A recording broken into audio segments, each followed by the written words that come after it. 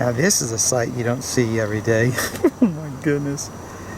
The parish is pulling out trees that have fallen into the river to clean it up.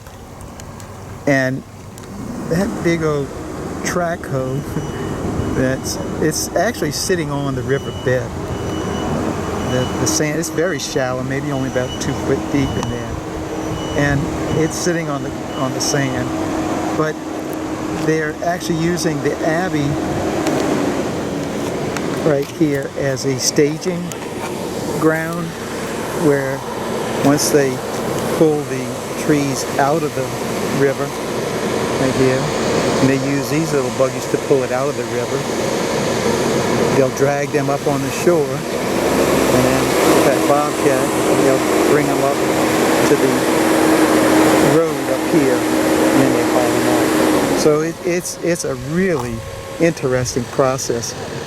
And the other day when the river was actually, where you see that chainsaw right there, the river was actually about 4 feet deep right there. So we had a lot of rain. Now it's going back down so they can get back to work.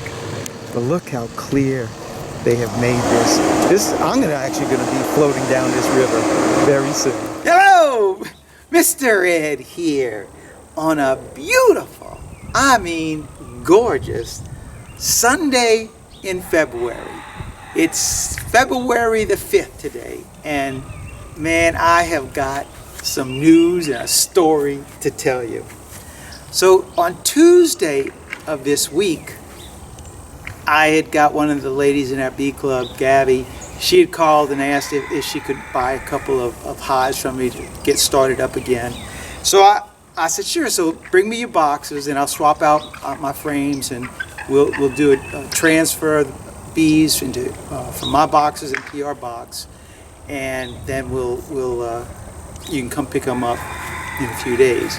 So that's what we did. So most of y'all know, I don't go into my boxes. I don't go into the bees, especially in the wintertime, because, I just look on the outside and see what's going on.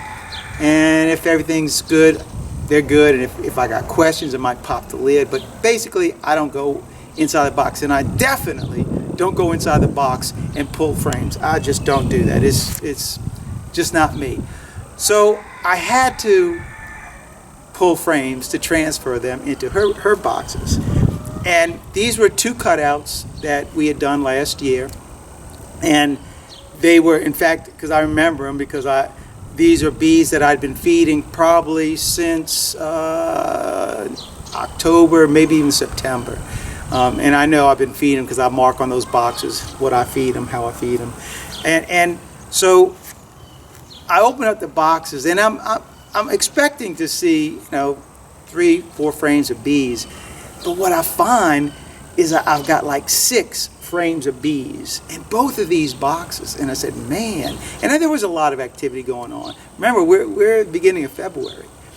And so I pull the outside frames, and I'd been feeding them. So all the frames had honey on them. And I pulled the outside honey frames off, and I got to like the 3rd frame. Bam! There's bees covering this thing, and they're working it. They're working it good. In fact, I saw some nectar in there, so they're bringing in nectar. And I'm not feeding those bees anymore, so it wasn't for me. And I pulled the next frame, and on the next frame, boom, brood on the next frame. And not just spotty brood, brood, a nice pattern of brood. Look on the backside, more on the backside of that frame. The next frame, more. So I had 4 frames of brood. And I'm not talking a full frame, but nice grouping of clusters of brood that big. February the 5th. And it's like that sounded a flag for me. So something's going on, because I really wasn't expecting bees to be this far developed this early. But they really were. Open up the next box, in the same scenario. Both those boxes had 4 good frames of bees on them, and full of brood. So what did I do? I called up world famous Mike Barry, and I said, Mike, you're not going to believe this. I just opened up 2 boxes, transferred to some frames, and he goes, what? You opened up boxes? And I said, I know, it's not like me, but yep, I did. I got to tell you, these bees are just busting. That queen is laying, and I'm telling you, I think we're going to have an early spring this year, early swarm season this year. And it's the first thing he tells me, oh no, I am not ready for that. I'm not ready for no swarm season. I got too much other work to do. I said, well, Mike, I'm the same boat. I got too much other work to do, and swarm season is upon us. So that's the news I share with Mike. Well, Mike calls me up yesterday and tells me, Ed, I just went into my boxes. I went to 2 of them, and not only did I see buku brood, but I also had cap drone, and even on top of that, they were making queen cups. So he's like, now I'm really nervous. He says, I got to get going. So he said, I got to set me up some traps. So that's what we're doing today. We are setting up a couple of traps.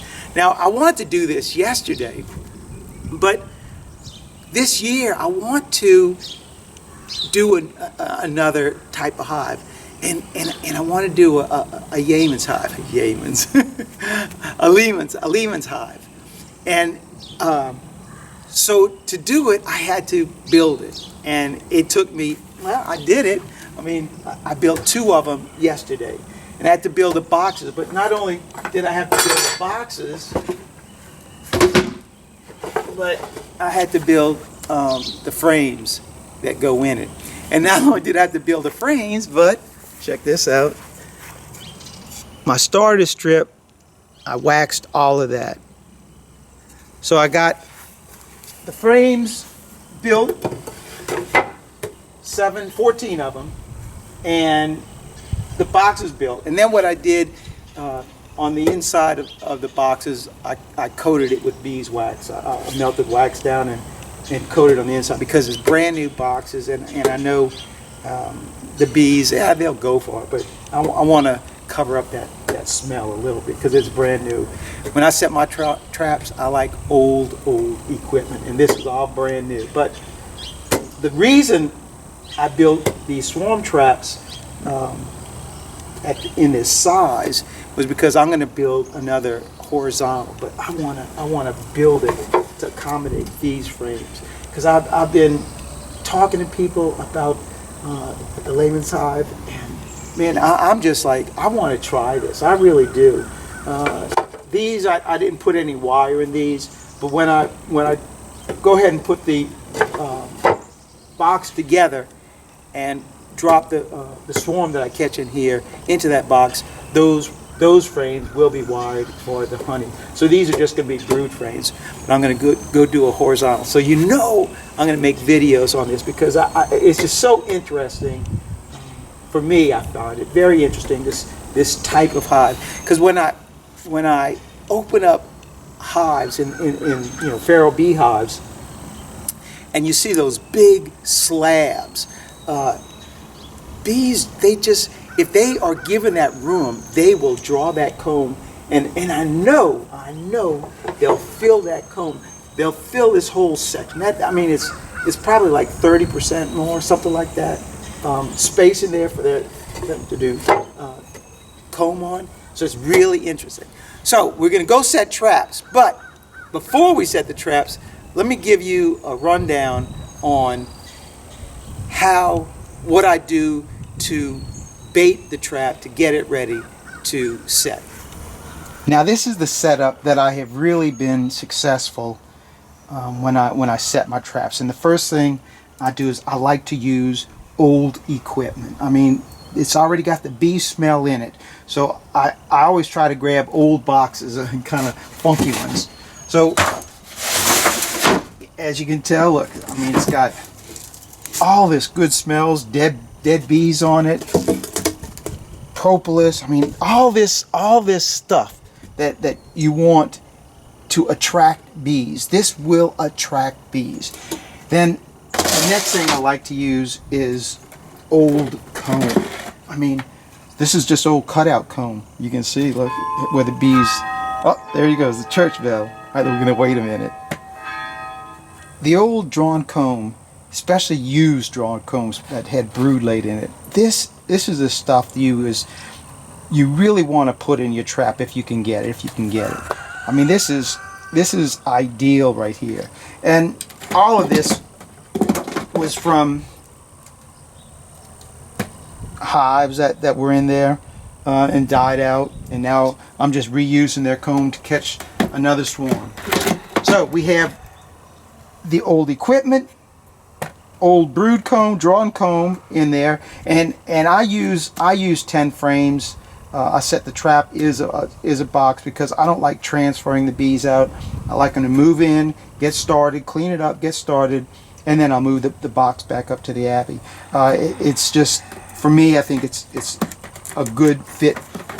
Now the next thing that I use to bait my trap, lemongrass oil. This I've been using this stuff for years with tremendous amount of success. Now this year I'm going to be trying something new.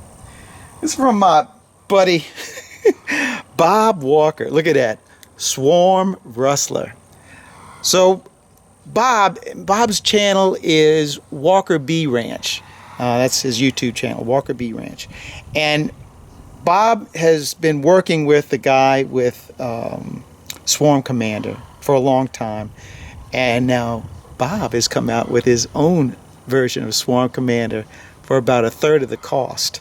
And when you crack the lid and you sniff, you smell lemongrass. That's what you smell. But there's other stuff in there. I don't know his secret ingredient, but what he says is 1 shot on top of the frames, 1 shot to the entrance, reapply after 2 weeks as needed. So we're going to try Bob's Swarm Rustler this year. Now let's just say you got all those ingredients to set that swarm trap. The next question will always be, well, where the heck are you going to put it? And that is the $1 million question. Where do you set your traps? And I always say that if you know where there are bees, set a trap near them. It's always a chance that when that hive throws a swarm, that they'll find your box. So place your box where a known hive is nearby. Place your box in your bee yard or near your bee yard. I always keep boxes on the back of my honey house. The reason I keep boxes, traps set back there is because I feed our bees during the year on the back of the honey house. And regardless of our bees already being here, there's other bees around this area because I haven't gotten all my splits, and they do swarm out. So there's bees all over the property, and they will come and feed on the back porch. And every year I'm going to catch 6 or 7 swarms right on my back porch. So if you feed bees in an area, set a trap there. That's another great way of doing it. As a guy that does removals, I'm a little bit have a better advantage because I know where bees have been. And if you know where bees have been, set a trap there. The area, the spot that we're going to go right now, it's only 4 miles from the Abbey. It's this house. I mean, I probably caught over the years, I probably caught 70 swarms from this one house. And it's just a known spot for me, and I just keep going back year after year after year and catching swarms. And so that's the other thing. If you know where you've caught swarms before, set the trap because you're going to catch them again. There's a lot of logic behind setting a trap, and of course, if you don't know any of those criteria, well, just set it where it might look good and keep your fingers crossed. So that's really the tricky thing is, if you have all this stuff, well, how do you know where to put the box? Experience will tell you where to place your box, and the longer you've been doing it, the more experience you'll get. So that's it. The basic criteria of setting a trap. knowing where to put it.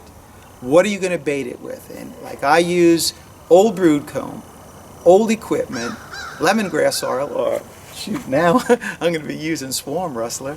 And the final thing that I really attribute this to my most success in catching swarms is after I set the traps, I say a prayer and ask for God's blessing to attract bees to the area, and let's hope that it's a big old swarm.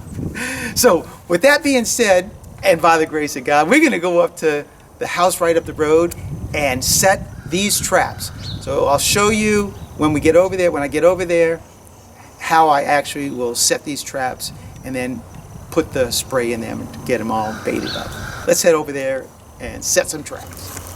Now many of you will recognize this location. This location is so secret that I've even revealed it to the 628 Dirt Rooster. And like I said, I pulled so many swarms off of this house over the years, and nobody does live in the house right now, yet the owner still wants me to continue to put traps out to avoid me having to come here and remove bees that have moved into or underneath the joists. And over the years, I think I've probably taken out 10 or 11 hives from this spot. So instead of me keep carving up the underneath side of her house, well, I'll continue setting the traps. And so I've got 6 locations I could put traps on. 4 is going to be ample for me this year. So I've set one in the back, and I've caught bees on each one of these. Where I put these 4 boxes, I've caught bees last year. So it's just these spots continue to catch bees for me. So that's why I'm putting the boxes on these locations. So let's go ahead and go over here, and we're going to go ahead and bait this one up and tie it down. All right, let's get started on getting this trap set. And we'll just follow the instructions on the Swarm Rustler, his bottle. So we're simply going to put, and I got some great, I think there's actually a frame or 2 of, well, there's not much honey in there, but a couple frames. But we're going to go ahead and do a couple of spritz. He says 1, but let's see. A lot of it's blowing away. So I got 4 underneath there. And then he says to put 1 by the entrance. So that's 3. And then this little tool right here that I love this tool. I think I got this thing from like Napa, I believe. And all it is, I'll show you what it is. You have a little plunger right here, and then a set of jaws that grab. And what I do is I get a cotton tip, a Q-tip. I get a Q-tip and grab it with that, and then I'll spray it. I just want that spray to land in the box, not over here. Spray the Q-tip, and then once I get the Q-tip sprayed, I'll just put it underneath the box in the entrance and slide it in. And on different boxes, I can get it in a little bit further.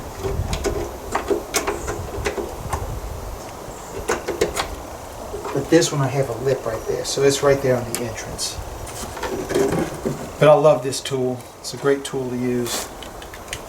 And then once it's baited, we're going to go ahead and lock it down with a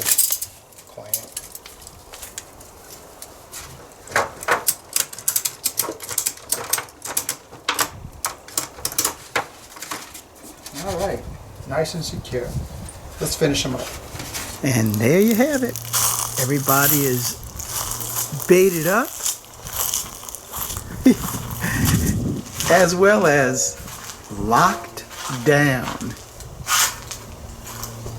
We got 4 traps out, and now we are fishing. There is one more thing I thought about when I'm setting these traps to mention, and I use screen bottom boards for all my hives, but when you set a swarm trap, it's always best to have a solid bottom on it. Don't allow the light to get into that box. Try to avoid light in the box. Keep the box as dark as possible, because I have found that light detracts a swarm. They might go in there, but they're not going to stay. And I think it's because they don't like the light. But because my swarm stands, they're solid plywood, even though I have screen bottoms on them, there's no light that gets inside of them. And with our traps secured and baited, look at Bee,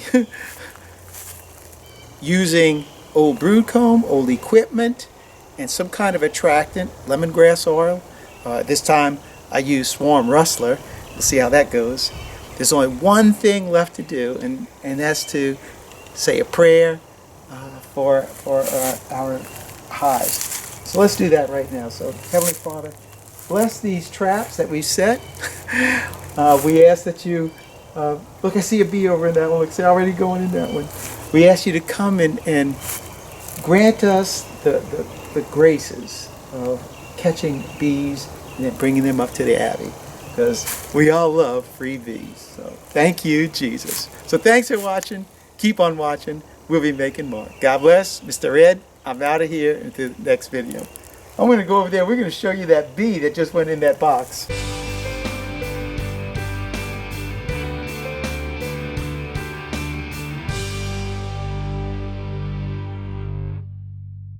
Look at that. Just set them. And we got 2 of them checking out this one right here. Amazing. I just got back up to the Abbey. I got out, I parked the truck and I got out. As soon as I got out, look at that. Purple martins. We saw 2 of them yesterday, and